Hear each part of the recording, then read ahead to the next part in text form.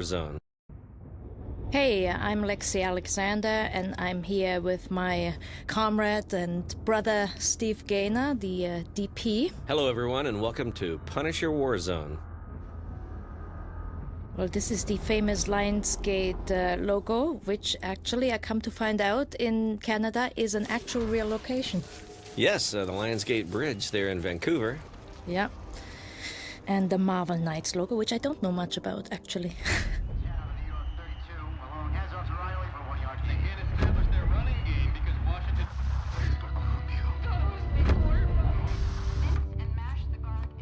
This title sequence actually was planned really early and was in one of the very early drafts to basically give the story here of what happened to Cesare and what Frank Castle is about to do. A lot of the effects that you're seeing on this are actually in camera. The flashes are me taking a little flashlight and shining it down the eyepiece of the camera, and there's a swing shift lens on the camera. Give that out of focus look like that. A butane canister under the lens to make it look like heat. That's a piece of chandelier glass. It has a cut in it that I'm wiggling in front of the lens. There. It's a very cold night when we shot this, but then again, pretty much all of our nights were cold, but this one was specifically cold. It was very cold. There's a large, what was that, like a train? Underground, and it was actually, it was already freezing in Montreal and snow and whatnot, but in this location it was colder than outside even, so. And you know, if you're in Montreal and you're happier to be outside than inside, then you're in a freezer basically.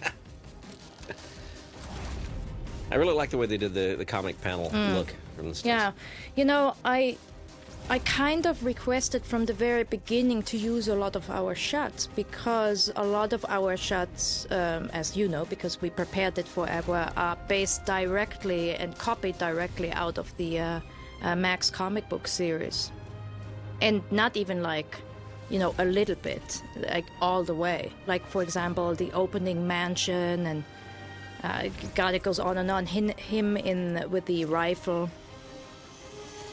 This is the famous Marine Force Recon tattoo we just saw there.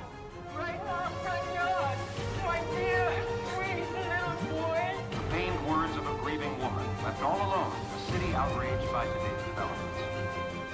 No concrete evidence. I thought that was a pretty cool setup with him in the corner of the frame and the TV on the other side. I always liked that. I like that we didn't see, you know, his face right away, and just kind of like his essence and aura. These are a couple of very lovely stock shots. Yeah, we actually never went to New York, did we? Nope. All Montreal. And Vancouver. So this right here is taken directly out of the comic book. And lucky enough, we found that mention, which there's only one mention like that. This is Dominic.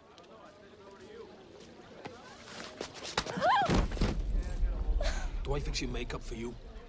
See how cold it is just from his breath. Right.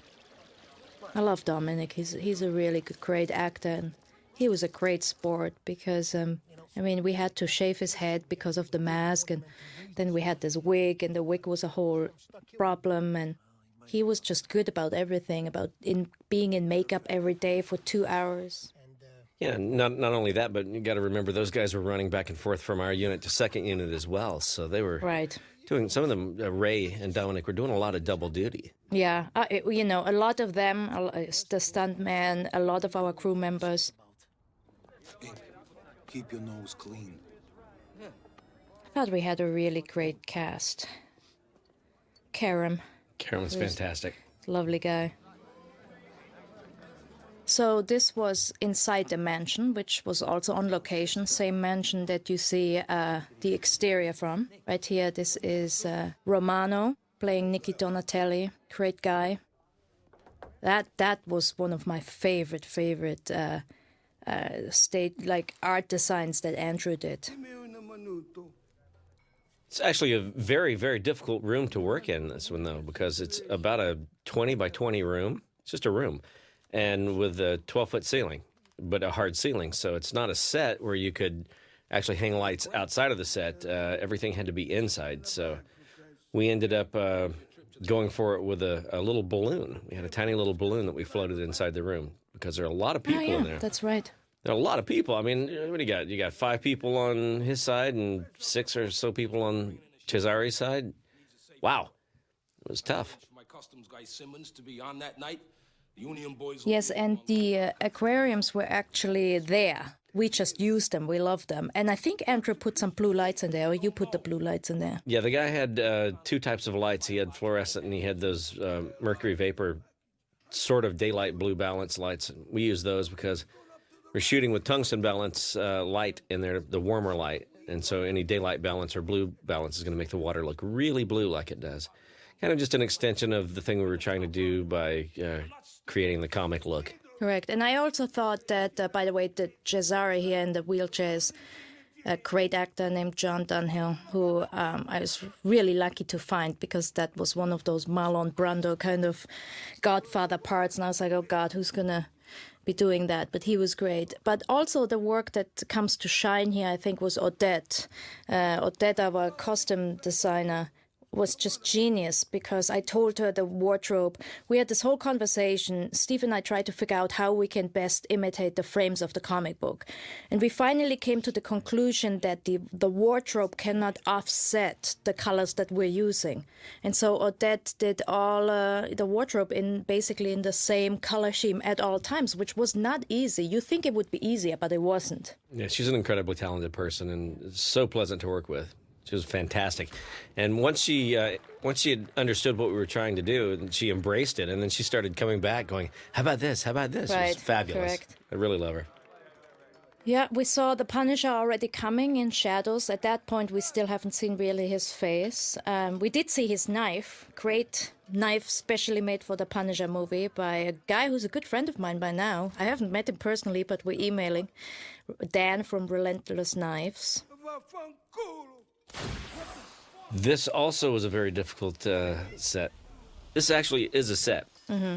Yeah, this is the only I think it is. built It's the set that we only had? stage Yeah. built set, yeah. There was somewhere in the neighborhood of 400,000 watts of light coming into this set from the top because we had as our light source a flare.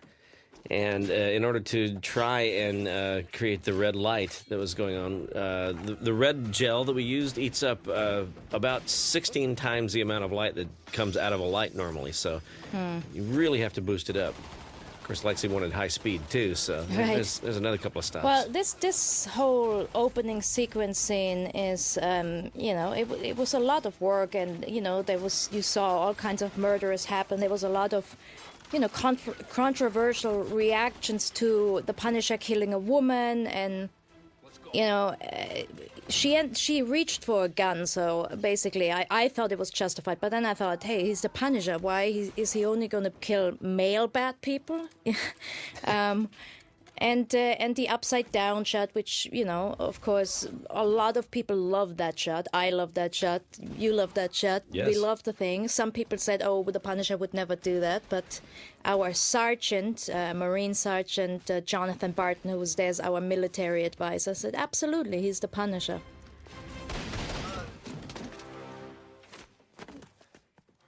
There's my favorite friend and actor, Dash Myhawk, playing Soap.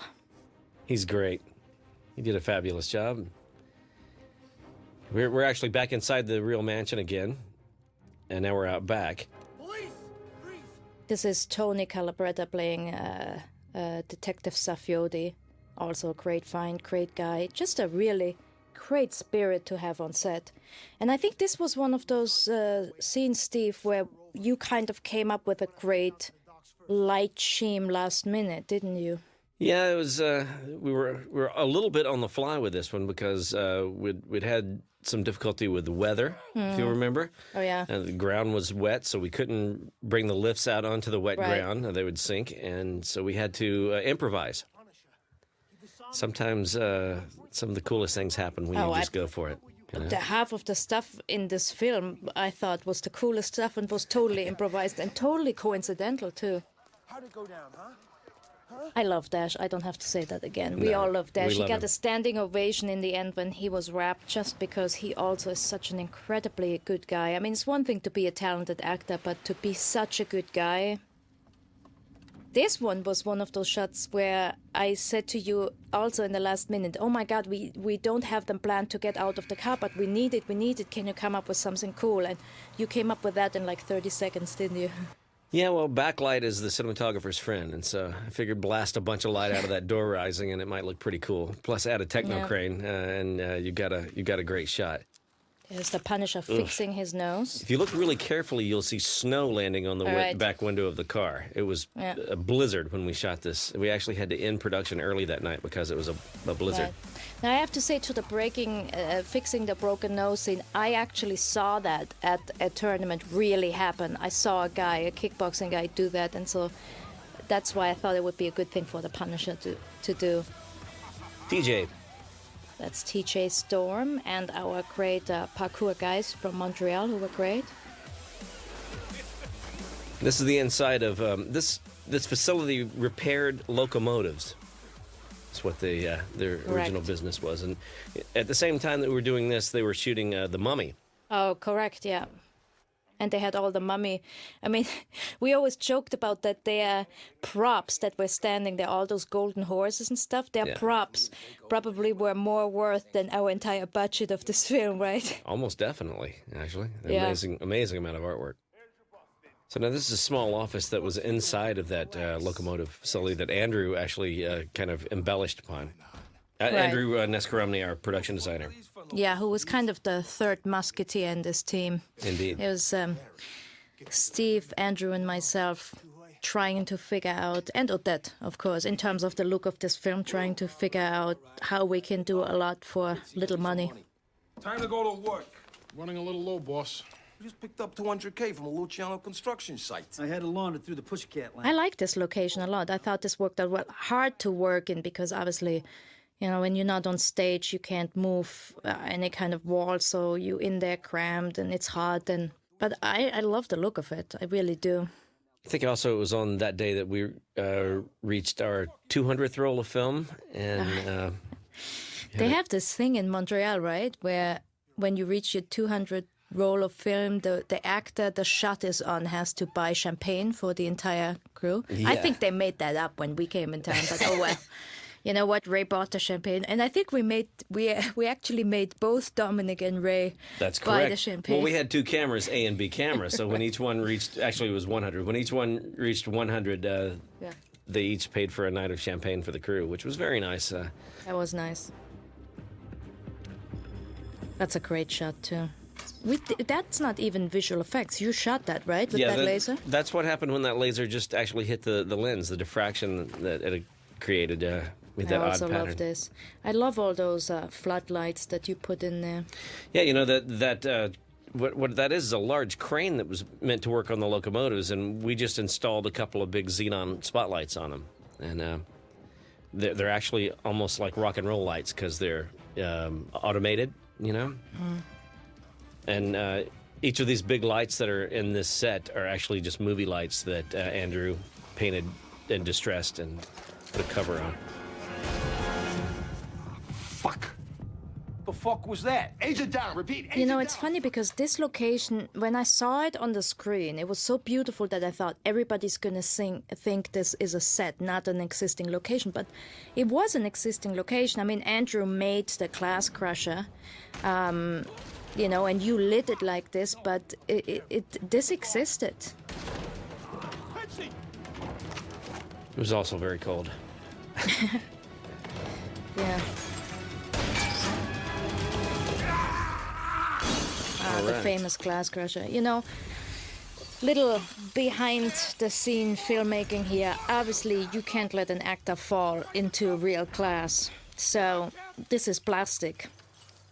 You know, there's just no way to get around that. Nobody would insure us if this would be real class. So we have to figure out how to make this most realistic. And I thought, you know, you with the light and the smoke, and as well as sound, I thought did a really good job here. Yeah, sound really saved it, actually. A lot of that also was shot second unit.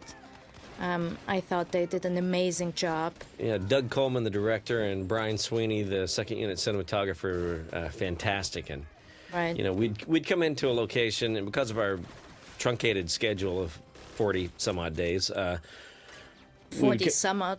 For the 40. All right. The 40th Come day on we up. had to fight for. This is our big movie. Because of our schedule, we had to bring people in to finish scenes for us. That's what second Yeah. unit does very often, aside from shooting establishing shots as well.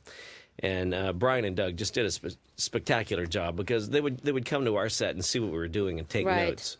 And also, they really gave us a lot. Like, I would say to Doug, oh, only get this and this and this, and get a few people shooting back. And he always got me so much more. And Brian, of course, everything looked exactly like what you were doing, which can be a problem, you know, when it's not the same lighting equipment, it's not the same lighting crew. So, you know, it could have easily been not matching. That's a stock shot.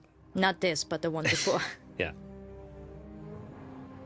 That actually was, I believe, second unit as well. I mean, this was not a traditional second unit because we had such limited time, but we wanted so much. There was a lot of stuff Steve and I had to say goodbye to, and just, you know, broke our heart, but we had to give it to second unit so we could get this movie done. That's right. This whole sequence of coming down into the subway actually is one of those.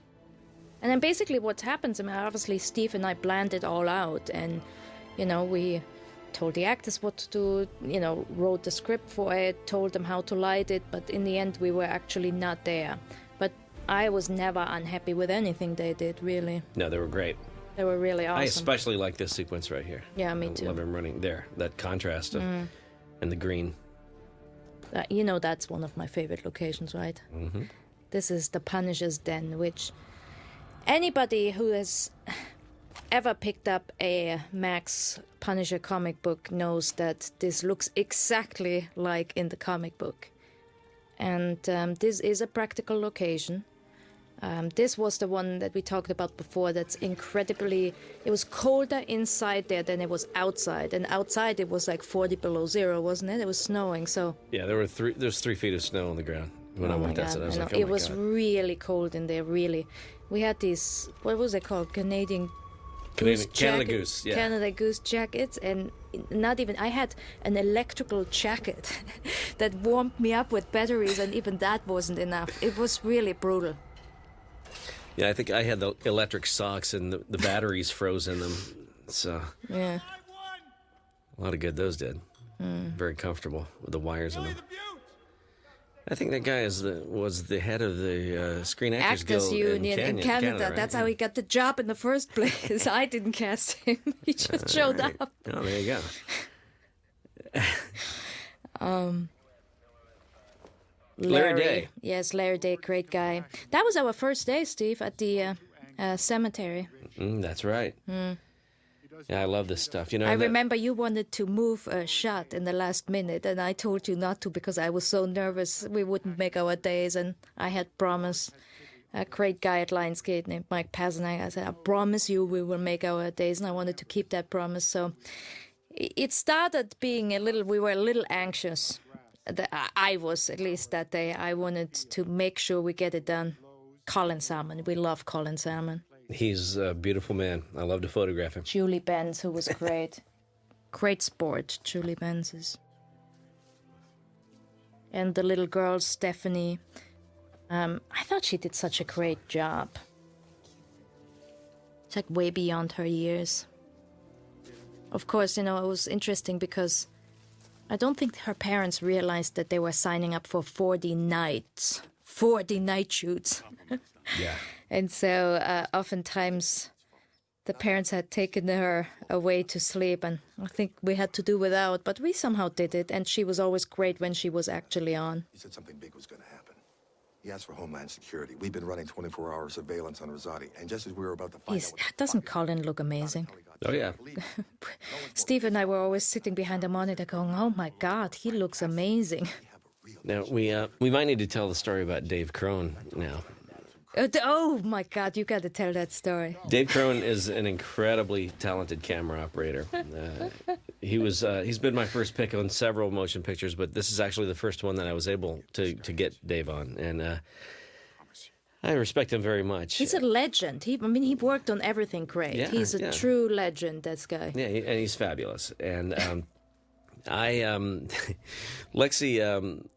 Lexi really wanted things framed on the edge of frame, like the girl was right there. Yeah. And, Dave is a very traditional operator in that he tends to put people a little deeper into the frame.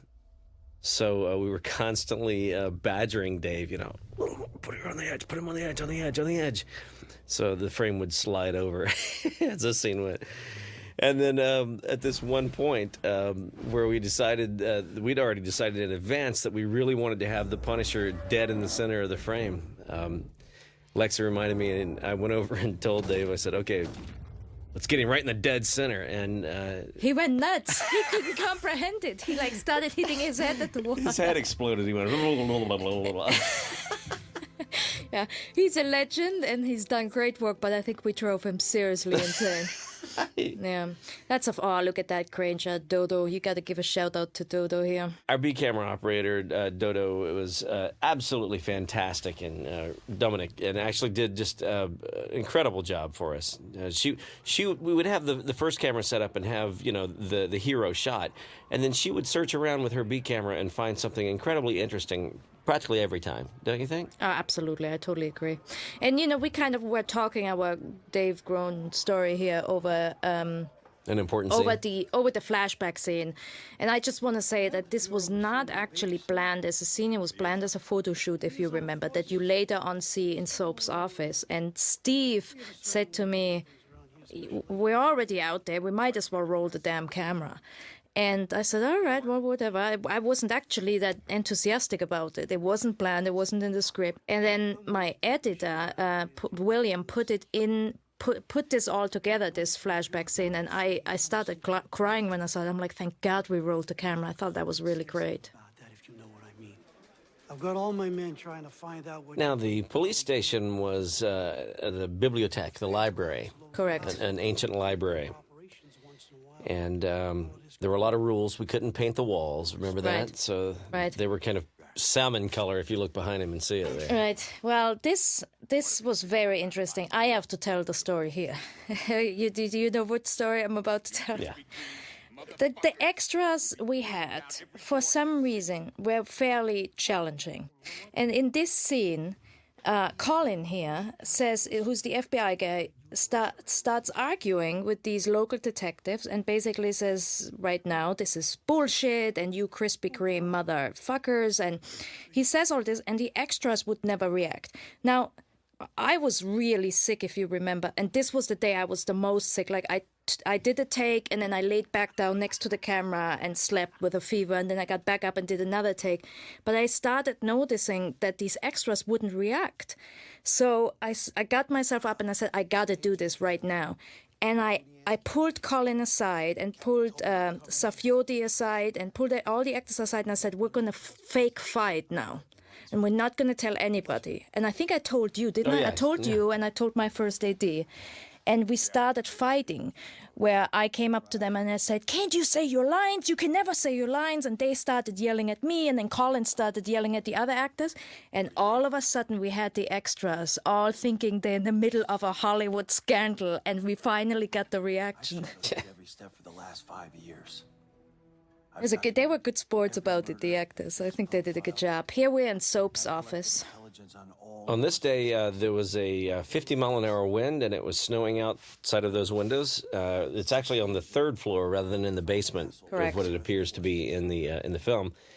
And those lights that you see coming in are on lifts. And unfortunately, due to the weather, we had to lower the lifts. Remember that? Mm-hmm. I also remember, for some reason, that it was our Friday night. I don't know if it actually occurred on a Friday, because you don't necessarily shoot Monday through Friday. I don't know if it was night or day with my fever hanging out there in the back. I have no idea. I just remember that it was the end of a week, and we had a few drinks afterward.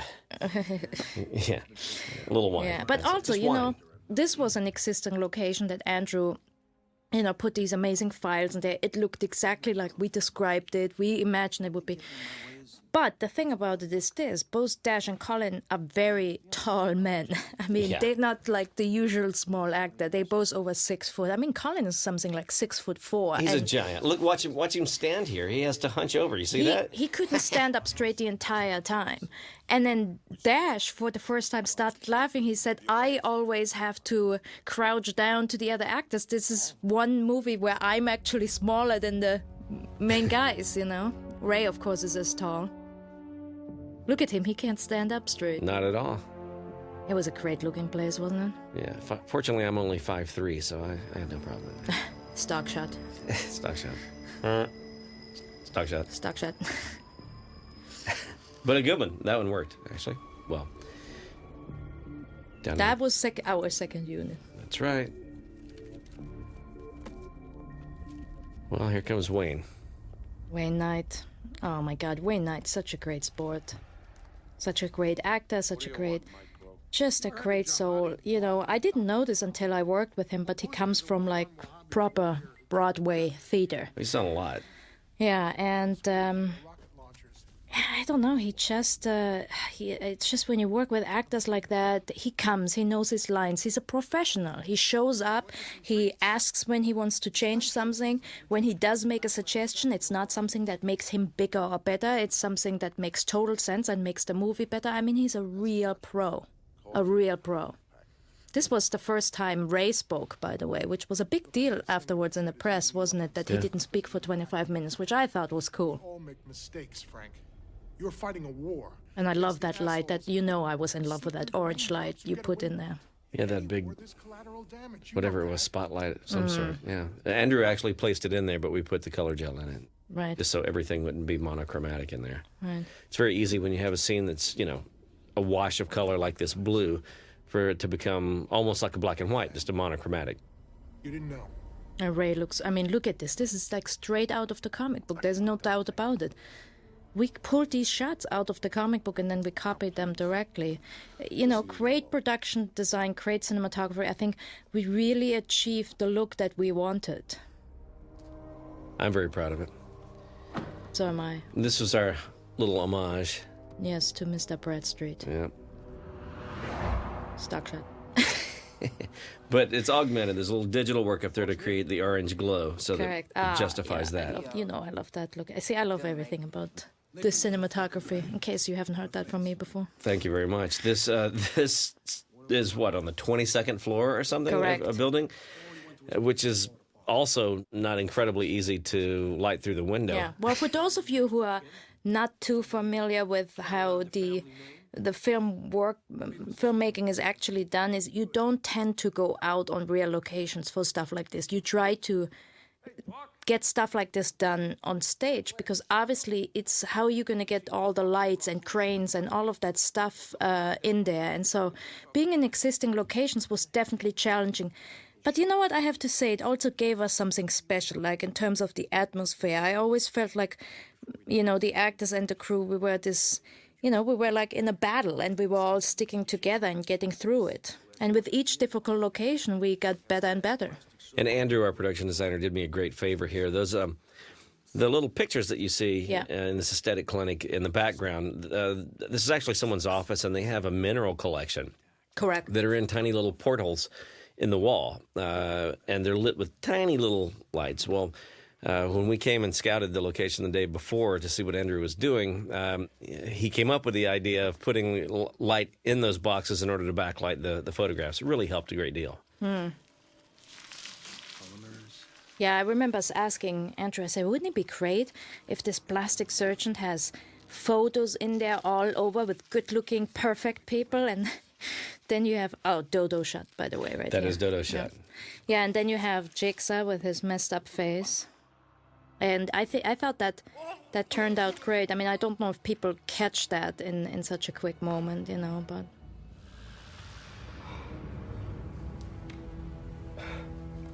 I need to talk to my doctor alone. Yeah, of course, Billy. I really did think that orange light made it just really, really unique and interesting. And then this, was a throwaway scene for us, and then that turned out looking so great too, you know. Well, that's a green glass door is nice to Right. have. Now, I have to be honest about this. I'm not a big fan. This sometimes you just have to make compromises as a filmmaker. And originally, this scene was written with children in a clinic where a child sees him, and all the children start screaming and run away except one kid. And then Jigsaw asks, "Why are you not screaming?" And the kid says, "Because you look like my jigsaw puzzle." And sometimes you just have to cut things. I was asked to cut it and make the script smaller and to get this film done, which is okay. Every filmmaker has to do it. And that scene went because kids are, it's expensive to work with kids. You can't work with them all day. It was just a scene that had to go, but I was never, it's like the thorn in my eye is that stupid billboard and this is how he got his name. This also is a thorn in my eye. This is, we didn't Not do that. this, but the one before. Right. You can't get everything. I'm sure every filmmaker watches their films and goes, "Oh, I wish I could have fought for that harder." Well, we strive for perfection, and it is an art form, so. Yeah. Can't, who knows? Does any filmmaker ever, is any filmmaker ever completely satisfied? I don't think so. But that is a great shot. I thought Jigsaw's makeup, to me, turned out really great because, again, we have source material. It's a comic book, and Jigsaw was established in there and had a big cartoony eye. And we didn't like it, and we didn't think that was the right way to go. And we've tried a lot of looks. We had a makeup test, if you remember, where we also tried a lot of gels. And I thought Bob Short did incredible work here with his makeup. Bob Short, he's kind of like most valuable player, guy for everything. Bob Short hung in there with us.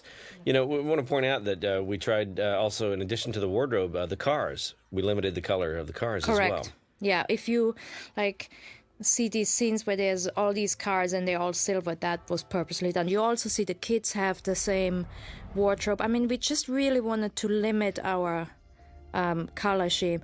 Now, I see this is another thing. It's like this guy was a real man before. He was a good-looking, handsome, happy guy. And I thought that flashback was really great. I'm really pleased. There was a little bit of a discussion if it should be in the film or not. And for the longest time, it wasn't. And then, luckily, in the end, it was put back in. That is a still shot that I took of a location. Correct. That they animated and made into a location. Yeah. This is one of my favorite scenes. Mm-hmm. I really enjoy this. There's Dave Crone doing his Steadicam magic. He's really great with Steadicam, isn't he? Yes, he is. And then Andrew kind of built this room. It didn't exist in this Correct. hallway. This is a water processing facility. Yeah, and wasn't it like one of those bizarre locations where you had to have you couldn't have a criminal record? That's correct. Right? Stuff like that. So half of our crew couldn't come in. A all large of a sudden, part of the crew, yes. All of a sudden, you had all these people who wouldn't be there. You know, I don't want frankly, to be there. I don't think they let Andrew in. I'm not sure why, but he kept saying an indictment is not a conviction. And then, That is not true. Steve is being a joker. Poor Andrew. But there were a few people missing, and then later I was like, "Where's this one? Where's this one?" And later on, I was explained that a couple of people had a few kind of spots in their past. Oh, This is great. My favorite. This is Yeah. this gentleman right here. He's not an actor, the doctor. He's a stuntman, and so this is why he won't be mad if I mention the story. But for the first 3-4 takes that we did this, he kept smiling, and I thought, no, you have a criminal behind you with a gun, Jigsaw. He's kidnapped you. You're not smiling, and then all of a sudden the door opened, and he made this face, like this face of fear that was so overacted that I literally dropped off my chair laughing Yeah, it was tears, and great. everybody, it was a great moment. Had to be there, but blooper rule. Right. Blooper reel. Yeah, correct. Now, Doug Hutchison is a genius. He truly, truly is. I wanted to work with Doug. I followed his career forever. And I wanted to work with him forever. And he passed on this role at first. And then I called him up and told him, for an hour why he couldn't pass. And And I told him, I said, look, I'm thinking something special for this character. I think it's like, Hannibal Lecter on speed. And he took it and he went there. And all of this stuff, this whole like yummy, yummy, yummy in my time in town, that's all him. He brought everything to this part. I think he's a genius. I really didn't have that much contact with him on set because he was so into character. When I was flying back from Montreal to Los Angeles, he was in the seat in the plane next to me. And for a few minutes, I was terrified. I didn't know if he was going to eat my liver, but then he opened up, and he's what a wonderful guy. He's a total gentle guy who Yeah. he teaches acting, and he teaches like something called the art of stillness, and it cracks me up. But he can go anywhere. I mean, see, I also think he can do a lot of other parts, and not always the evil guy. But of course, he's so good at it that that's what he's getting right now. It was actually fall when we started this movie. It was not in the middle of winter when we ended, and those are actual leaves falling. Correct. And it was raining, which you can actually hear on the soundtrack. I remember the people on that street weren't too happy we were there. It's a pretty big show coming in there. I Nice. love this here because, the script said the girl says, "You're in my light," and then he steps out of her light, and I didn't really know how you're going to do that, but that worked perfectly, didn't it? It did. We fooled him again. The next time someone gets in your life. She's a great girl. Stephanie. Adorable. Way beyond her years. Mom, that's a dad. Julie. Go inside, Grace. Wow. She's a hottie. Well, I'm not going to call her a hottie. I'm going to call her a great actress. She's a great sport, and I'm always, oddly enough, I'm always more nervous working with female, actors, because I always think what you read and they're going to be more dramatic. And you never heard Julie complain. You never heard anything from her. She just came and did her job. And I thought that scene worked out really well. What's this? She's a pro. Dexter. She's fabulous on that, and No, you don't get to do that. very pleasant to photograph. And it was cold, and these actors didn't always have, we were standing there in our Canadian goose jackets, and these actors didn't, look at her wardrobe, and, people forget you have to do the scene a few times, and you have to rehearse, and you have to figure it out, and, If you change the lighting and... Correct, and, people come running with a big jacket, but essentially you're going to freeze your butt off, and... there are some that are pros about it and some that are not, and we got really lucky, I think. I agree with that. I think we complained more than they did. I know I did. You did that. I'm freezing. Squeeze. Now, let's just say something about Montreal, though. Isn't Montreal a fantastic city? Oh, yeah, I love it. It's so beautiful. Well, I remember we arrived in summer, and I said I want to move here because I feel it has the best of North America and the best of Europe. It really is. It's like mixing Europe and North America and taking... And then people said there, all those crew members we had, local ones, they said, no, you're going to change your mind in winter. I'm like, I will never change my mind. I will move here and I will forever live here. And then winter came and I was like, okay, I'm never going to live here. Unless you live underground. Remember the malls? Oh, yeah, the underground but malls? I didn't. I wasn't digging those underground malls. I got a little bit claustrophobic there. It was like this weird underground world I didn't dig. I had this, vision of an earthquake and we're all going to be buried there.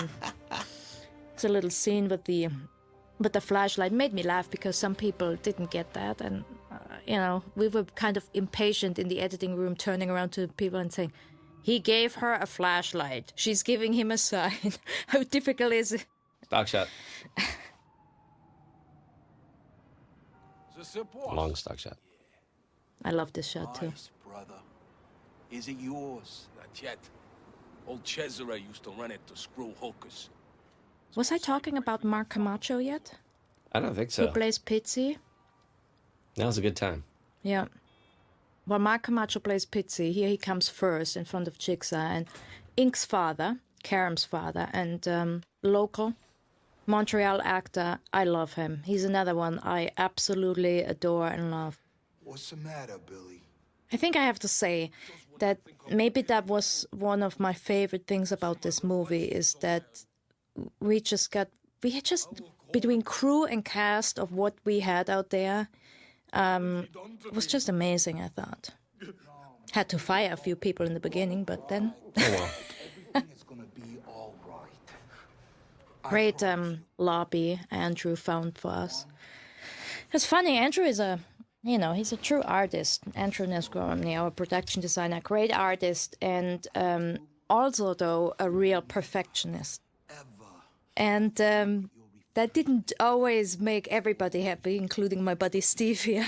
Oh, I love him to death. Are you kidding me? It's Well, just the you know, late-night scouts that he wants to do at midnight. Come on, man, I Well, no, found a also, bank. Let's the go thing look about at it is, okay, well, our first AD, was annoyed by it once in a while because Andrew is there to basically make my vision come true, much like what you're doing, and he's going to try to find the thing that I described and the best looking, and he found it there, but it's not always easy, you know. No, it was. It's not always easy locations to be in, but I mean, I adore him for that, I love him to death.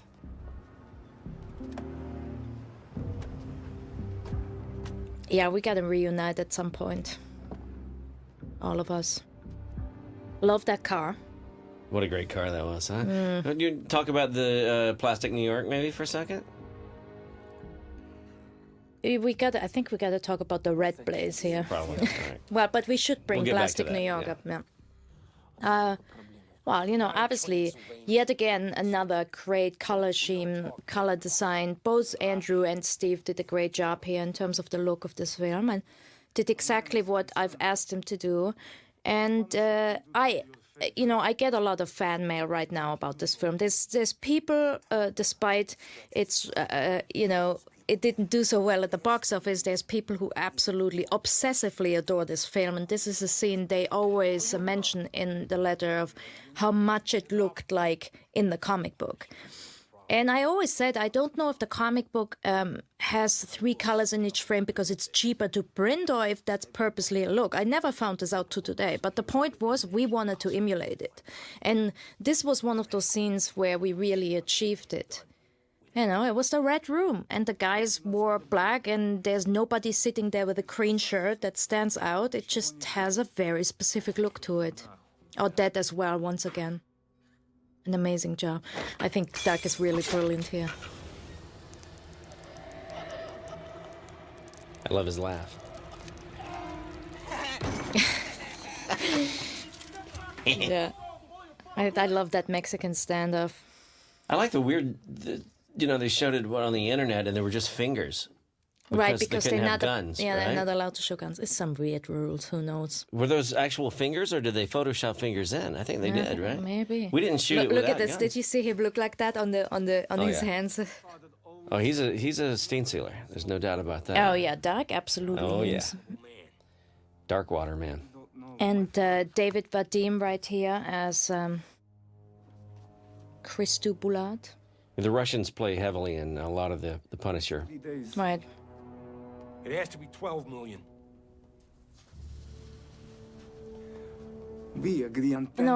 Dominic did a great job where he brought this character. And, let's just be straight about this. I was very clear about making a very over-the-top, campy, let's go out there, let's be like the comic book kind of movie. I think we were compared to some of the bigger comic book movies of that year, which wasn't what we were going for. And Dominic often questioned, are you sure you want me to go that far?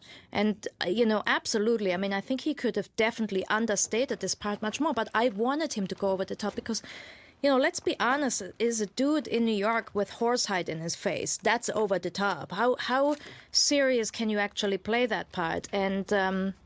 And it was a choice, you got to make choices. You have to have a vision and have to make choices. And some people didn't like it. Some people, I think, wanted him to be more like the, another famous comic book character with a mask. Yeah. And that was just not what we did. But I also, get a lot of comments about the fact that people really got what we were trying to do and, bring like the good old action movies from the 80s back a little bit and just really go there.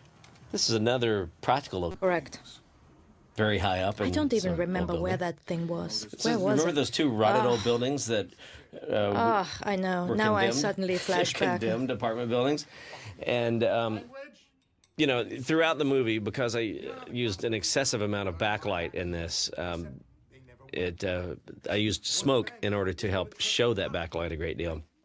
I think Wayne had a little bit of allergy or something to the smoke, and we really pumped it in here. And you could see it there. You see the light Right. coming through. You see the little fingers of light coming through. There's so much smoke in there. And the joke got to be, I would look at Wayne. I'd go, "Hey, how's the smoke, Wayne?" There's a smoke machine right next to him. I couldn't even see him. It was just billowing up around him. He's like, I love Wayne. Yeah, but he didn't complain, did he? Oh, no. He's a good guy. No, he's great. He knew what I was going for. Yeah. As long as she's got her cooking shows. Yeah, I adore him. It's the only thing she knows. He came in to read, which is an amazing thing anyway. Once again, that shows you what a proper actor is, because a lot of the English actors that I worked with on my previous film were like that. Like, they never understood why actors don't come in and read. A lot of British actors take it like if they would have any other working class job. And they say, these Hollywood meetings, why do you want me to sit down with you at some fancy restaurant and chat with you? I'm an actor. I read for you. I come in, I read, I go home. And Wayne has a lot of that proper actor thing. Like, I'm not here to have lunch with you. I want to come in and read for this part. And if I'm the right person, you hire me. And if I'm not, you don't, And so, of course, I was like, oh my God, Wayne Knight is coming in to read. I can't believe he's reading. And of course, he was, phenomenal in the audition. And I was very pleased that he wanted to do this with us. You don't think he's going to go for revenge? It's not a question of if, it's a matter of when. And I love Carlos as well. Carlos, whose real name is Carlos.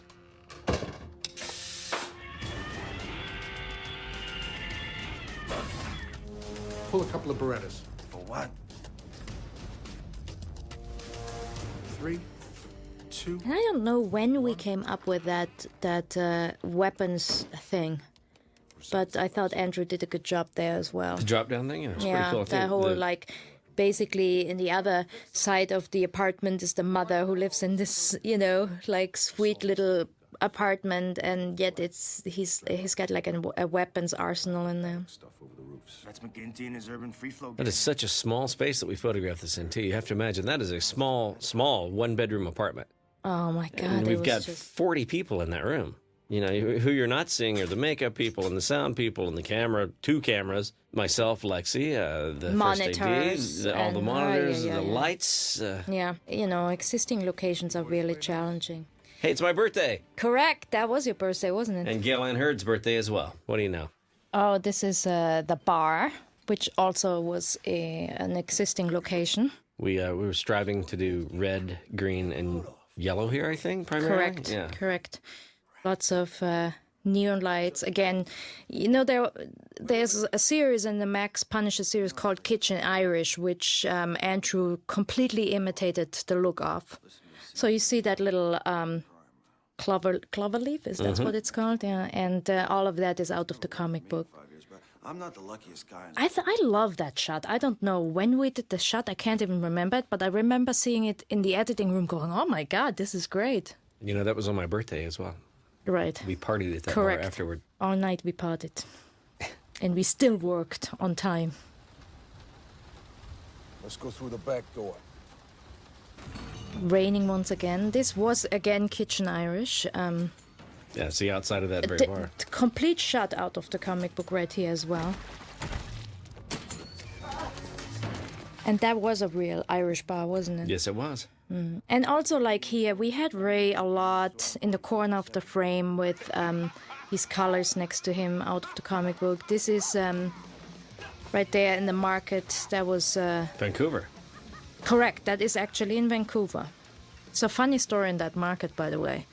We had a whole new crew because this was reshots, and I walked into the market that was obviously our props and our set design, and I took a couple of chocolate bars, which were props, but I took them anyway.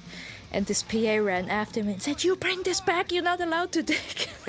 He didn't know I was the director, and he felt he was fired immediately. I've seen that in your writer. You're allowed 2 chocolate bars a day. I know.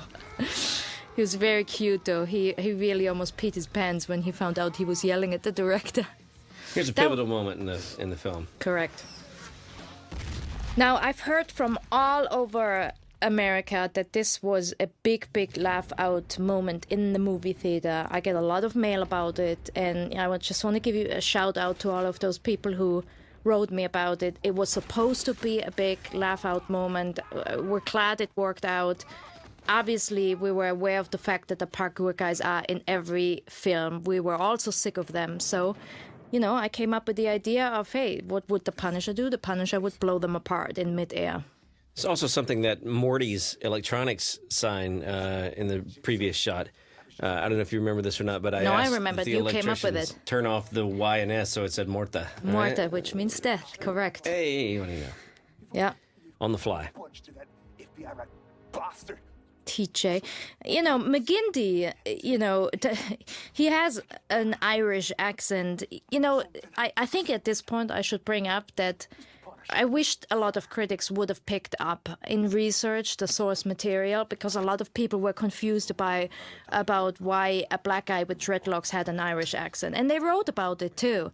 And I tell you why, because in the comic book it's like that. There's a, black guy with dreadlocks who has an Irish accent. And there's also one issue that explains that he doesn't have a proper Irish accent, that he just pretends to be.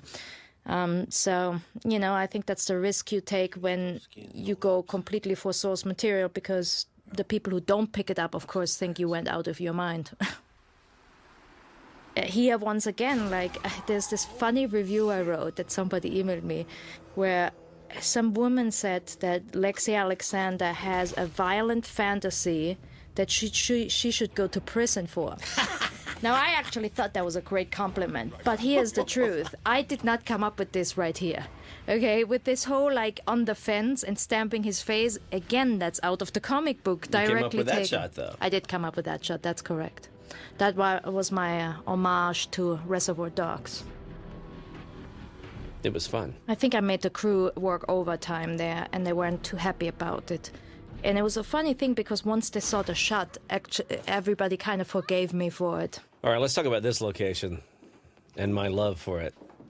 We had a fight in there, Steve. Do you remember that? No. I Yes, only remember do. good times. And with I will tell people all about it, actually. All right, you tell them that. Well, this was all fine still. Again, an existing location. It was actually next door. It was also an abandoned apartment complex, and it was right next door to the place where we found Micro's apartment. And, it had to be painted. These were all, old buildings that nobody's been in there forever.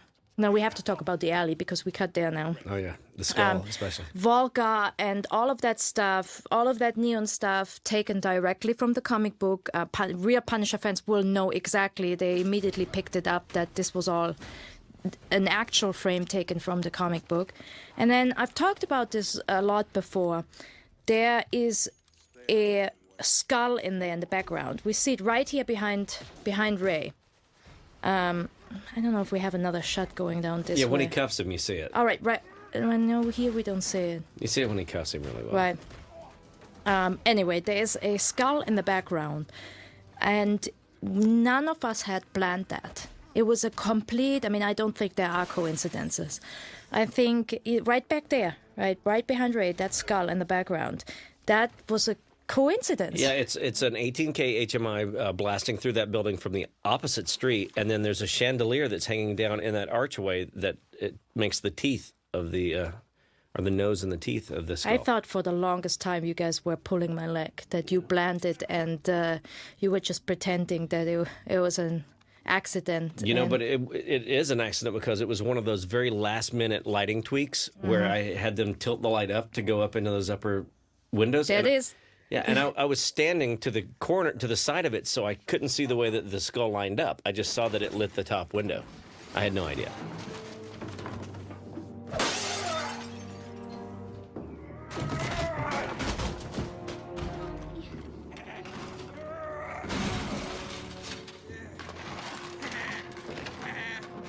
We had a great crew in Montreal, I have to say. Yeah, I thoroughly enjoyed myself. Yeah, really love my did. key grip too, Michelle. Oh, he's fabulous. Good guy. Yeah, here comes the cops. I got a little bit of heat from some of my friends who are cops or former law enforcement. They said, you know, you made us look really dumb in there. And I said, well, some of you really are, but it's also a comic book movie. You know, of course, sometimes you have to take a little bit of, you know, poetic liberty here, you know. Would they just go and follow him like that? Or would they go ahead of him? Probably not, No. but it was necessary for this scene. Also, you know, I mean, look, this whole film was, you know, far-fetched and some people call it campy. I'm not sure if that's the right word. I never quite understood that word. But it was definitely supposed to be fun. It was like laugh out loud, have a good time in an action film. You know, just take it to as far as you could go.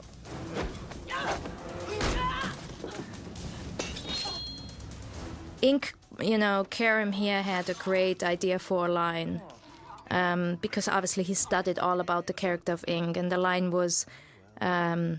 so the sword is mightier than the pen, because the story about Ink is that he killed his first victim with a pen, and that's why they call him Ink, not because of tattoos. But I wasn't allowed to keep that line in there. Maybe it'll be in the director's cut, which will be the next DVD you'll be buying. One of the reasons that I really, really didn't like this location was the yellow. Nothing against Andrew, but we had the yellow light outside, and then we had yellow walls on the inside. Where's my fucking money? You know, those are some of the details that I think you see more than I see. Okay. I was upset because they put the special effects, what do you call Breakaway. them? The breakaway Yeah. stuff in the wrong location. I told them to put them in one thing, and they put them in the complete opposite. I remember that.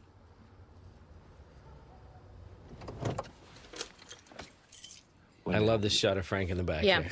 Well, once again, I think there's a lot of frames and drawings in the comic book where, you know, Frank sits in the car just like that, and the whole idea is that he's almost too big for every car, and we imitated that, you know, just as if it was a drawing.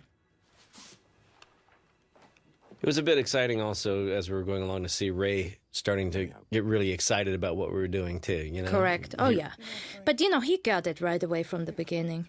This was, you know, one of my favorite scenes where we come to find out that Soap is actually not that stupid, and that Soap is actually in cahoots with the Punisher. Now, he had a couple of other lines in there that, again, I didn't get to keep in because you got a compromise and, you know, they wanted a shorter cut. You know, I wished we could have kept that one in. It was, you know, he was arguing with him about not letting him go and said, you know how I look like an idiot, and in my social environment you don't understand because you don't have a social environment or something like that. It was very funny, but had to go. I kind of let them do what they wanted to do up there. Now, this was not directed and planned. He just asked. Dominic said, can I destroy everything? And I said, yes. It scared the hell out of me when he threw the television. Oh, yeah, I it was about scared the 3 hell feet out of from him. everybody. Yeah. Yeah, he's a proper actor, too. He went there. I love the doll part with... If you look closely, LBJ. one of the special effects devices in the dolls actually catches on fire, though. Oh, yeah, right. That's correct. And one didn't go, and we actually fixed that in visual effects. He's got a great look, Karim, doesn't he? Yeah, he's a very unique-looking individual, very talented. You know what? I really, really cast him for that. He did a good reading, but when I saw him on the videotape, I thought, God, he looks so interesting. And this is one of my favorite scenes because, you know, I mean, if you understand the essence of the Punisher, that's it. And it's far-fetched, and it's, you know, it is how it is. I mean, he just mows all over people, you know. Poor Karam, though. It took him almost a week to recover from that. He was in horrible shape. It was a doll. Don't believe a word he's saying. It was? Yeah. And again here, I actually, you know, this one was the biggest laugh next to the grenade shot. It was the biggest laugh in the movie that it got. And just so everybody knows, the Punisher, the girl actually is not the real girl over his shoulder. It's a doll. So she wasn't there when this was shot. But in any case, it is something that the Punisher would do, you know. Come here. Give me your fucking gun. I love that. Dash is, you know, that he can do anything. This is where we had the fight. Do you remember that? Okay, so a little backstory. My Eames, my gaffer, he got very ill a few days before this. Right. And I lost him. And my dolly grip became very ill on this set and Right, correct. fell out on the floor. We thought he had a heart attack. So I was working with my best boy as my gaffer and someone else as my dolly grip, and I was under great duress, and we were in cramped spaces, and they said, you got to go. Don't worry about how it is. We just got to go. And no one wants to hear that. But, you know, it's okay. No one has come up to me and said, you know, that damn yellow suit is the ugliest thing I've ever seen. So. Well, you just like Andrew, you're perfectionist in what you do. That's why this movie looks as great as it does, and, you know, in all aspects. And of course, you know, me, I get everybody coming to me. Every actor wants another take, you know, sometimes the DP wants another take, and the annoying first AD wants to move on. And I think as a director, you just have to keep an overall vision of what is important. Do we need to move on, or do we need to do another take, you know? And, you know, I asked another director friend of mine if he's ever gotten through a movie being popular with everybody, and he said it's impossible. You just can't, because you have to make so many decisions and say no or yes so many times, and it just by default you can't do it. But I think you and I mean, we're like brother and sister. We laughed about it a second later. Oh, yeah. I did forget that Eames was actually out. Oh, yeah. A lot of people got sick. Like, I mean, we joke about it now, but this, I'm not joking now. This was brutal, you know. Our key crip was... Michelle, yeah. He's like a 6'5" man, 200 pounds. I mean, he's a proper guy. And he was out for a week. He tried to come back to work, and he like passed out or started puking or something. I had to go back down for another week. I mean, people got seriously sick. I was seriously sick. Key Gaffer was out. I mean, people dropped like flies. We actually made jokes about that. We said people are dropping like flies on this set. Mm-hmm. It was definitely brutal, you know. I think that's, you know, why I really wanted to do this. You know, I wanted this film to do well because people gave a lot for it, you know, like people... Here's the world's smallest jib arm. I ordered a jib arm for this overhead shot, and they delivered a 10-foot jib arm to the set. Woo! So a big overhead shot, we had to crunch all the vehicles close together, and everybody, whoop, you step to the left a foot. Okay, you're in the frame. Good. This right here is this whole like looking to his brother and rolling his eyes and them laughing. You know, basically that was after the scene. This was kind of their improvisation, and I kept it in because I thought it was hilarious. But that was just, you know, them screwing around. Dominic's really fantastic, you know. I kept teasing him because I actually love the movie Rockstar, that he was the bass player for the band in. Oh, correct. You remember that? And yeah. I kept harassing him about it. He's like, I didn't know anyone loved that movie. I'm like, oh, it's great. Yeah. So I'm a, you know, sad failed rocker myself. So. Wow, here's one of my favorite shots of your artwork, the famous mirror shot where we see his face. I mean, the whole thing about, you know, Chicksa was that his face was shattered, and that his brother, out of love to him, promised him that he'll never have to see his image again. So this truly, and, you know, I can say that pretty much everybody loved that shot in the mirror. Then I'm a patriot, just like you. You know, here's an interesting backstory. In this speech that he's giving right here, Chicksa actually says, you're going to have to explain who was it? Tim fucking Russert. Right. how you knew this about the war, blah, blah. And then I'm in the editing room and I hear Tim Russert passed away. So now, I mean, obviously I didn't want it now anymore. So we had to come up with a different name to basically ADR over it, you know, but it also had to be something that fit his lips. So somehow we had a list and we tried one name after another, and then Wolf fucking Blitzer, you know, matched. But it was an interesting kind of thing to go through. Love that shot. Oh, and Miller. It's just one other little thing.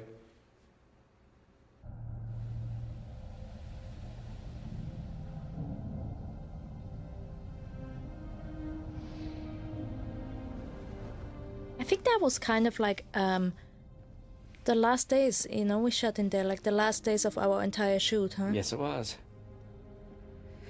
That was a nice little touch right there through the, I don't know what you shot that through. That's one of my favorite shots in the film, actually, with all that foreground going on. That's love foreground. You know, that really, I mean, that was a great location. That's a stock shot right there. Yes. Though we colored it in the DI to try and make it match as much as possible. You know, we never talked about the exterior of the Rosati factory. It actually looked pretty cool, I thought. It came out really great. There was something like, for those of you who are cinematography oriented, there's something like 25 Maxi Brutes hitting the windows, and somewhere around 16 large HMIs and xenon lights painting the outside of it. And for those of you who are not cinematography oriented, I don't know what that means either. There's a Just FYI. a hell of a lot of lights out there. Every light we had. And especially in this, the black helicopter, who knew? Oh my God, Steve, do you remember the battle it was to get that damn helicopter? Yeah. First of all, he had to land in an area that was just within the minimum of the rotors. I mean, just legal that he could land in. So, but not only that, they cost a lot of money, and you know, sometimes, you know, people, you know, the director sometimes doesn't necessarily agree with the producers. They have to protect the money. I have to protect the shoot. So, you know, it becomes like a battle of what is more important, you know, and that was really important. I kept saying every day, I kept going to the office saying, helicopter, helicopter, I need a helicopter. And it's only in for 2 seconds, but it just makes the film bigger, you know, it just does. People don't just drop in on bicycles when they're from home security, you know. Of course, they took our rental cars away for the rest of the shoot. What are you talking about? They took our food away. Suddenly, craft service looked very rare. It used to be carrots and celery. Then it became celery only, and then it was only the dip. This one came with cheese.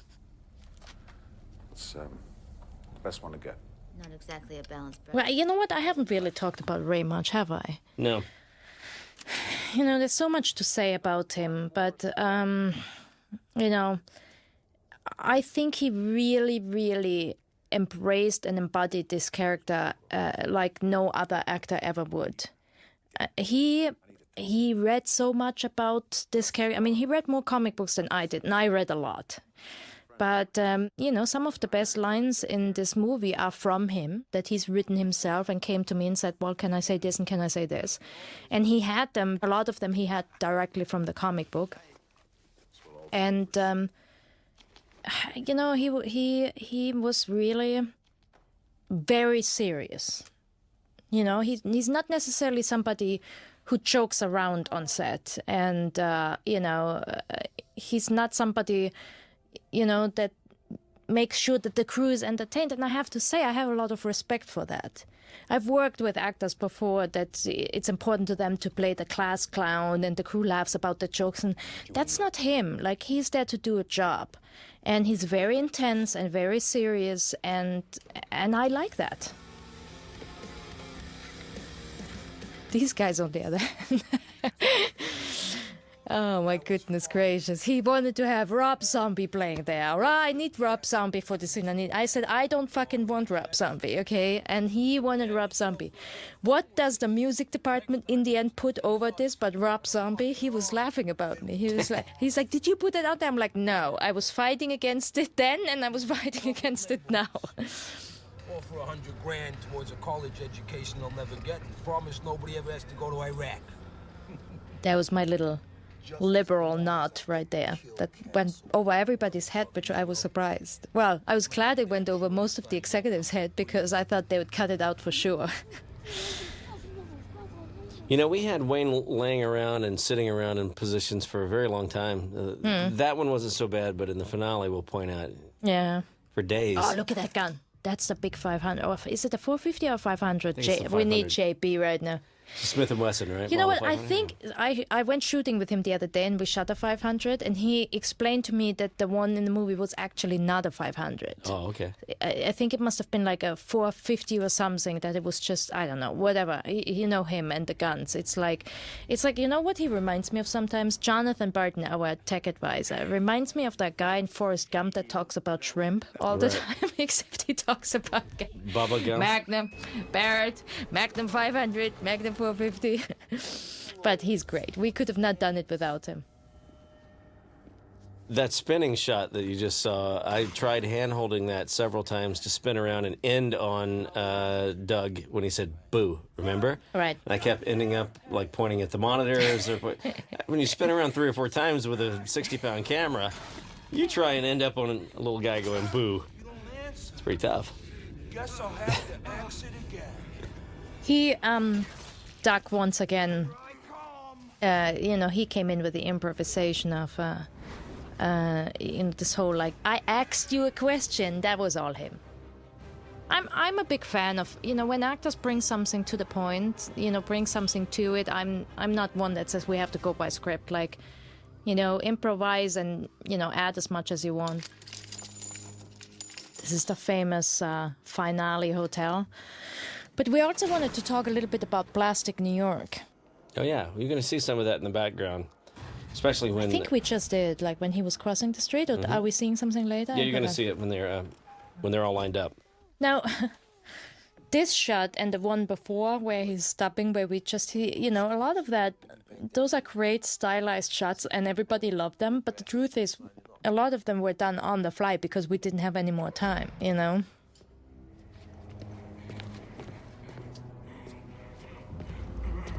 Where are they? Oh my God, I have to say. Remember, that poor guy, Carlos, he had to lay in there. I mean, I've already spoken 10 times about how cold this place was. So he had to lay there for hours with half of his body under the stone, right? Because it was supposed to be cut off. Man, I tell you right now, this guy never complained. I mean, John McEwen, our first AD, came to me several times and said, I'm really concerned. Like, this kid's been sitting there for a long time on the stone ground with half of his body. And he never complained. And we forever remember that. And he's wet from all that fake blood and stuff, too. Correct. I mean, if you could imagine the worst, atmosphere to be in that location, it was what he was going through. Never once complained about it. Let's talk about Eames. Let's talk about our gaffer and the magnificent You have job. to do the music. There you go. That was our music for great location. This turned out to be one of the more beautiful scenes of the film, and frankly, it was one of the more comfortable scenes of the film because we were actually inside. Correct. Also, though, it was not sure if we were shooting that scene. Oh, yeah. I once again, I have to give a shout out to my buddy Mike Pasternak over at Lionsgate, who I kept calling him every day. I said, I need this scene. It wasn't in the script because we didn't have the money for it. And, he came through and he said, you know what, she's right. We need that scene. And I then said to Steve, I wanted to look like in Baz Luhrmann's Romeo and Juliet. I wanted to have a real, surreal look to it, as if it would be in the comic book. There's actually a series about Castle and a priest. But man, what you guys did there, I was just in awe. There's three large balloons inside, and there's 2 7K xenons hitting a 4-foot diameter mirror ball, which is what creates all the highlights on the walls. Mm-hmm. Hundreds upon hundreds of candles in different colored photos, dozens of KinoFlow fluorescent lights with colored tubes. That's a xenon light that's crossing the frame right there. And also those statues that you see. I said to Andrew right there, you see a statue. I said to Andrew, I need plastic statues that are lit up. You see them in Mexico sometimes. They try to sell them to you. You know, it wasn't that easy. He looked everywhere. In the end, I think he created them himself. If I remember right, they're not I could watch this over and over again just because of the way it looks. I really do. Grace. Dave Crone helped a lot with that particular shot of Ray as well, sliding things around. We all, it was a rush to get all of this, it's one day. We were in this place one day, so it was a rush. It's the best day we had. I remember, Lexi, I remember you running around all the candles in the background. You were rushing back there and moving candles and running back to the monitor and rushing back. It was a group effort, Well, I think we didn't quite plan on shooting certain angles. And then when we did shoot, it was, I think, more angles than we basically planned for. And when that happened, I kept just moving neon signs and moving, and when the director starts moving things, everybody's gonna has a heart attack because they all think they're not doing their job right, and plus they all think I'm gonna fall and break my neck. But I kept moving things from one side to the other, and I'm so glad I did that. I'm so glad you guys managed to get this. I couldn't have described it better. Like, it's so hard sometimes for a director to explain to people what's in your head. And then, look at this. It's just beautiful. And then your crew actually delivers something to you that's better than anything you could have ever imagined. Yeah, Eames is an extraordinarily talented gaffer. Yeah. Now, this is what I call the recruiting scene. And it is a spoof, actually. I wrote this entire recruitment scene in as a spoof of Michael Moore's Fahrenheit 9/11, when the two guys go recruiting to all the high schools and basically tell these high school kids that they can get everything if they just, go join the army. So this was my spoof of it. Now, people have pointed out how great it is that they're in front of the American flag. That was never planned this way. It was supposed to be they were in all those different locations. Once again, we didn't have the money for all those different locations, so I kept thinking and thinking. They asked me to cut this. I said, we can't cut this. It's a recruiting thing. It's going to be great. So what I ended up coming up with is it's all basically in the same room, except of the color and the furniture changes and the people change, but they will always stand in front of background. And that probably saved us, what, 50,000, 100,000? It was the only way to get this done. But, people think there was this great big genius idea behind it when really it was just being There's your Plastic cheap. New York. Oh, now I know what you're talking about. You mean... The exhaust pipe All things, right. yeah. So during prep, we had one weekend off, which was the Canadian Thanksgiving. And I went to New York to visit a friend of mine, New York, very close to Montreal. And I saw these things in the street that they have everywhere, which they in New York call Plastic New York. And I took a picture of it, and they're orange in New York. I took a picture of it, showed you guys, showed Andrew, my production designer. I said, we need this, but ours have to have different colors, and we need them everywhere. And we did. We had them everywhere. It looked great. Effects had the smokers in them at all times. Yeah. One thing, the effects guys there, all the background smoke and fog and stuff that we needed, it was constantly there. It's really well done. Yeah. Yeah, a lot of smoke. Here, Yeah, smoke, correct. smoke. Look at there. Smoke. I'm glad I went that weekend to New York. I mean, I got that out of it, the Plastic New York idea, and $5,000 credit card debt. Yeah, I was going to say, I got a really nice jacket out of it. Thank you very much. Yeah, New York breaks your bank, man. I'm never going there again. Come on now.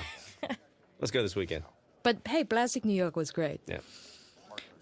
This also came out of, this was planned somewhere else, and this whole them running into each other was also out of necessity, turned out great. We just didn't have time for more than walk and talk, what was it? Was that Steadicam? That was Steadicam. Steadicam shot, yeah. That was another Eames genius right there, that flickering light behind there, wasn't it? Mm-hmm. The Russian center. Those were all real Russians.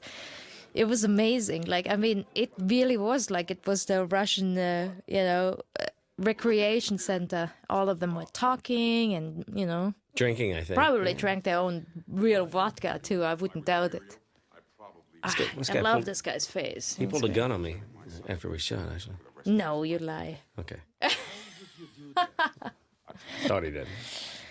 You know, Dash did a lot of improvising here that I actually would have loved to see.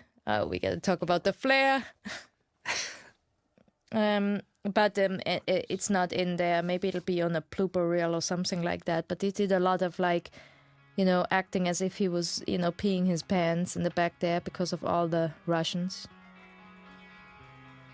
Obert was his name. Obert Palacio was Tiberiu's name. Great face, great actor. Second unit. Yes. Great stuff. Great stuff there. All the gang stuff. Readying the hotel for mayhem. Mayhem. I don't know how this idea actually developed that it should be all in one hotel.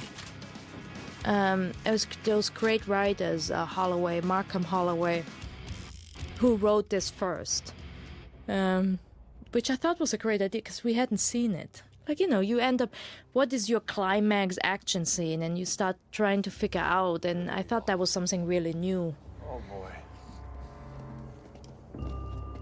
That cost us a lot of money. The depth? That didn't make producers happy, the whole looking down the street. I think you have to explain to people what it means to look down the street. In order to light, these are very large blocks. I mean, we'll talk about lighting. This has an incredible amount of lighting coming in through those windows in order to light.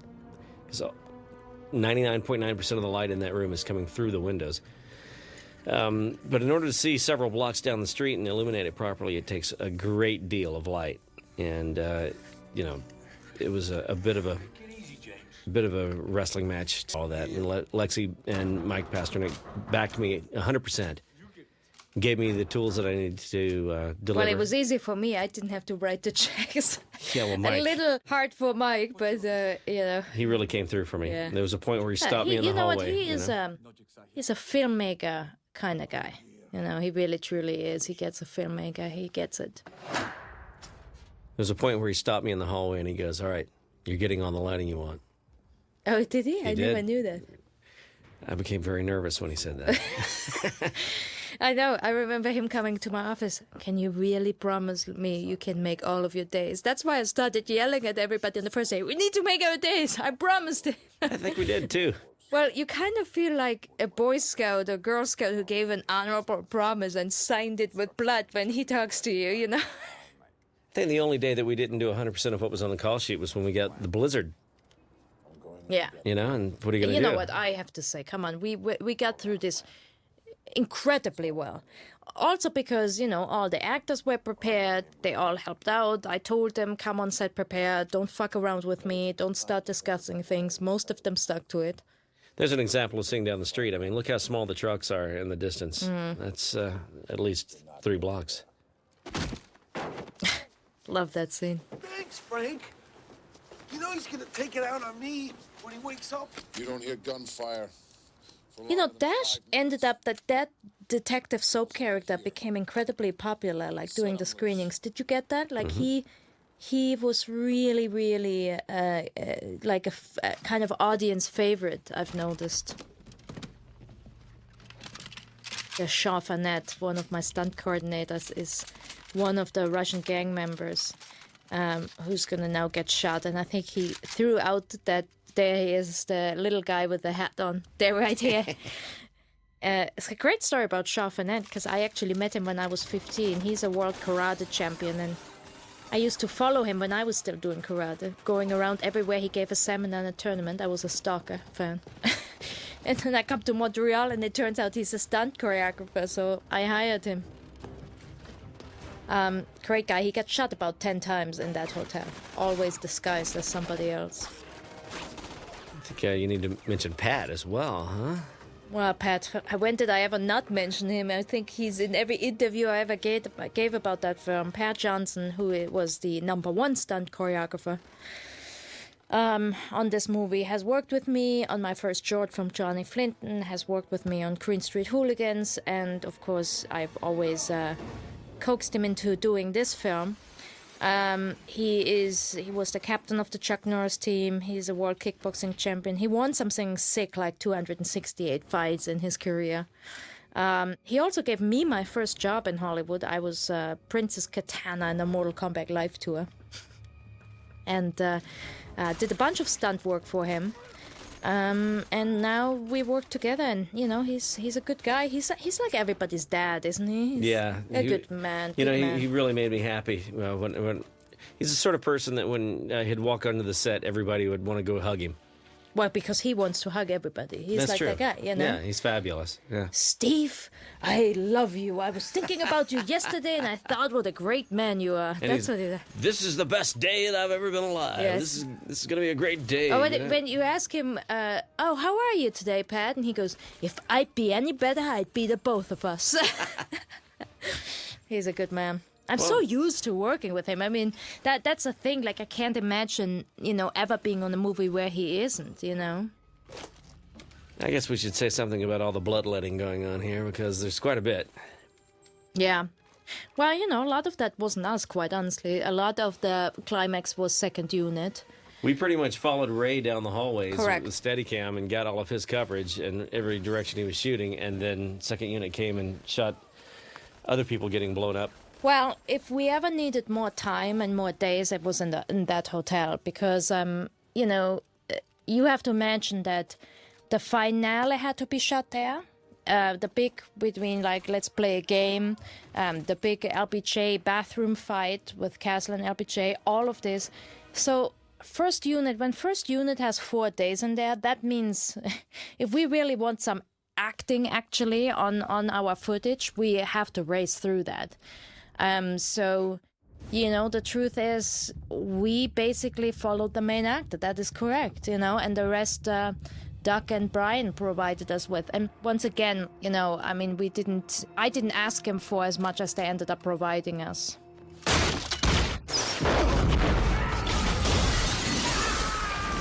This, a lot of things as a filmmaker you come up with because it's necessary. This used to be a scene on the second floor where shit happened everywhere, and no, we can't do that, we don't have time. So I said, okay, what could he do with one room? So I said, what if they all, wait in one room all together, thinking he's going to storm him, and they're all going to have a shot at him. And this turned out, this basically became this shot. And then JB, our Marine, told me that in Iraq they use these things called, I think they're called room cleaners or something like that, where they shoot this grenade in and it blows up, and it basically, the shrapnel hits everywhere. And that's what we used. I have to say, the Marines all dig this movie, so I'm very happy about that. But that's because JB, made us look good.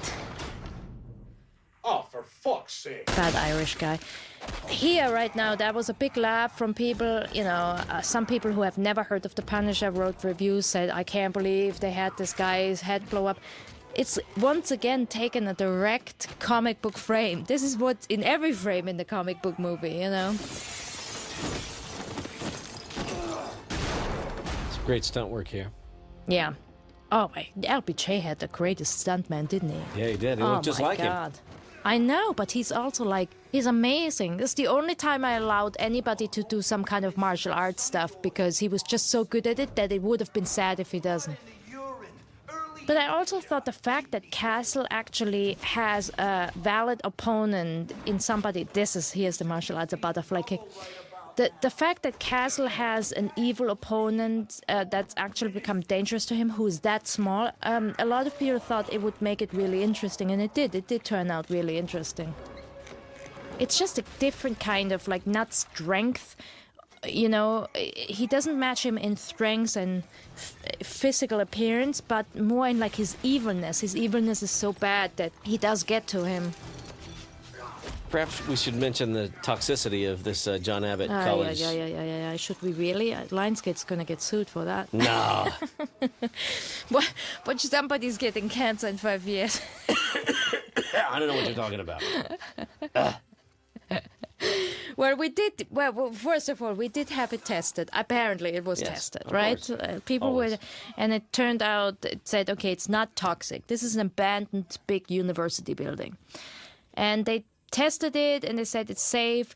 But of course, they tested it when it was all quiet. They didn't test it when, 200 people are moving equipment through there. So all that shit came off the floor and all that. And so we were all standing there in these nuclear suits and these masks on. But, when you're the head of the department or an actor, you can't be with your mask on. Most of the time you have to talk and you get kind of sick of it, putting the mask back on. So there was a lot of coughing going on. There was a lot of black stuff coming out of your nose and ears forever. But it looked really good on film. Hey, that's what we live for. Now, there's Wayne, again, being extremely patient for several days. Well, one day with first unit and 4 or 5 was second unit, correct. Sitting there.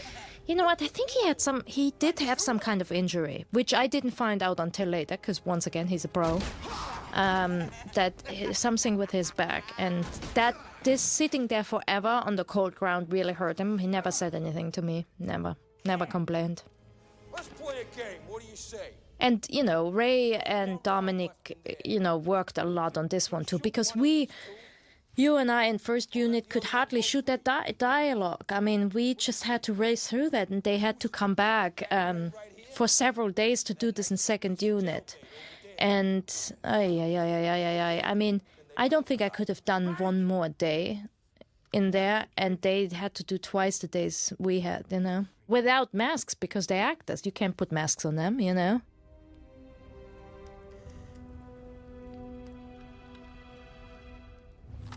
this scene was not planned. This was one of those things where it was written as a simple fight between Castle and Jigsaw.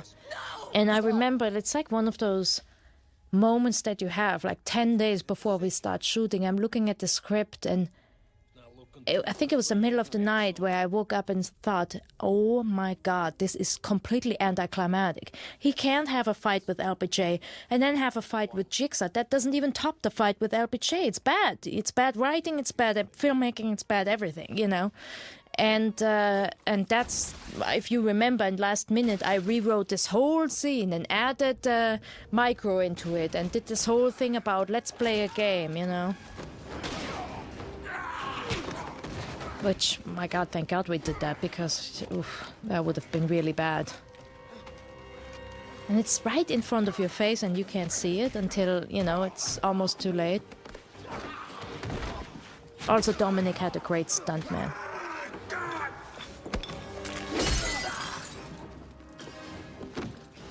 That's the centerpiece, which is the, looks like a Turkish bath sort of thing. Correct. Was built out of plywood and 2x4s in such a way that you couldn't get underneath it. And apparently the art department and special effects hadn't gotten together on what they were doing with it, with the flame in the center of the room. And so if you look closely on the floor, you'll see a big curtain cloth laying down there, and that's actually covering the gas line that had to feed the fire. I remember that. I think people were fighting over that, didn't they? Oh, I know that there were all kinds of fights going on in this room. Yeah, that was tough. See the thing on the floor? Yeah. Yeah, it's covering a gas line. It's fabulous. Fuck you. Let me put you out of my Ray came up here he came up with almost all the lines in that last scene. Let me put you out of my misery. This is just the beginning. In the church when he said, sometimes I'd like to get my hands on God. These are all lines from the book that he put in the right moments, and I was really proud of him for doing that. This was by the way, I have to mention that was a stuntman actually really on fire. Some guy in Canada invented some new stuff that you can put on your skin and really burn. I'm glad I'm not a stunt woman anymore, because I can tell you that. You just can't pay me enough. Okay, I'm not trying it out. But needless to say, this stuntman really was on fire. God knows how many takes. I don't know. I didn't want to be around for it. I'm like, yep, good luck. Frank, are you okay?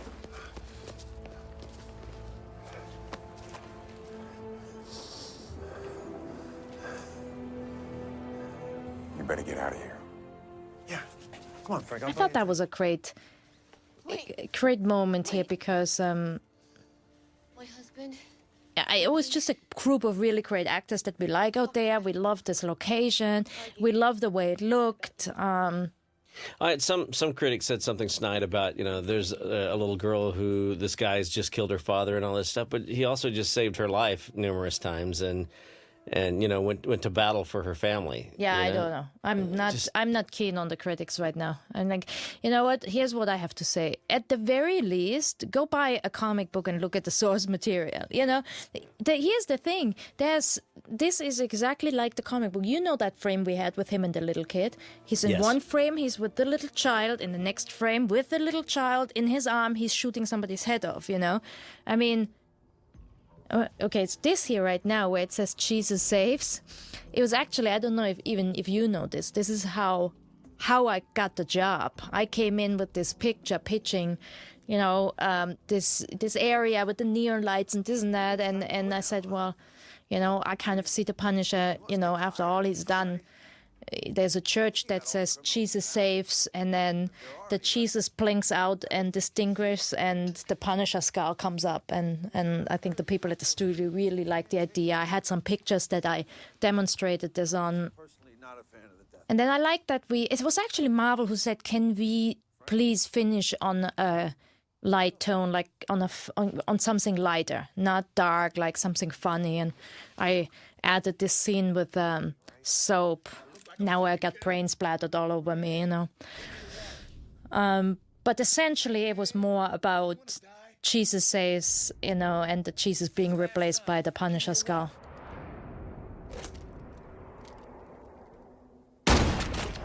And that's pretty much it. Go buy another DVD for your cousin in Alabama who hasn't seen this yet. We really enjoyed making this movie for you. We did indeed, and thanks for watching it, and have a good time and be safe. Thanks, Lexi. Thank you.